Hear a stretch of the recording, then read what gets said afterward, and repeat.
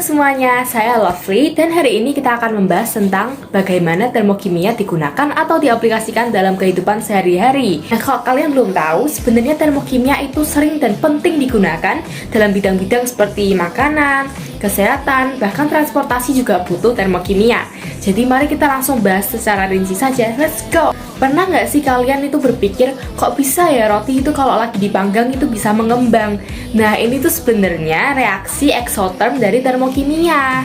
Saat adonan itu dipanaskan, reaksi kimia menghasilkan gas yang nantinya itu akan terperangkap di dalam adonan sehingga mengembang dan matang sempurna. Contoh lainnya juga bisa saat kita memasak di kompor, di mana energi panas digunakan untuk memasak. Jadi kalau kalian suka makan tapi kalian nggak tahu kalau ternyata termokimia itu digunakan dalam memasak, mending nggak usah makan deh. Nah, sekarang kita akan bicara transportasi. Tahu nggak sih kalian, sebenarnya bahan bakar seperti bensin atau solar itu bekerja berdasarkan prinsip termokimia. Pembakaran bahan bakar di dalam kendaraan merupakan reaksi eksoterm yang melepaskan energi panas, di mana pelepasan energi panas itu akan digunakan untuk menggerakkan mesin dan nantinya kendaraan kita. Jadi kalau misalnya kita ke sekolah itu naik mobil, kalau misalnya nggak pernah ada termokimia, kita nggak mungkin bisa sampai sekolah tepat waktu. Karena ya kendaraannya nggak bisa gerak. Jadi kalau kalian pernah berpikir bahwa kimia itu nggak penting, coba kamu jalan kaki kemana-mana. Di dunia kesehatan, termokimia juga memiliki peran yang penting. Contohnya di kompres panas dan kompres dingin. Kompres panas bekerja dengan reaksi endoterm di mana dia mengeluarkan panas untuk meredakan nyeri otot dan lain-lain. Sedangkan kompres dingin menggunakan reaksi endotherm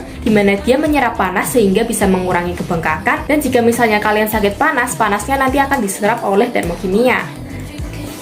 Itulah beberapa contoh aplikasi termokimia dalam kehidupan sehari-hari di berbeda bidang.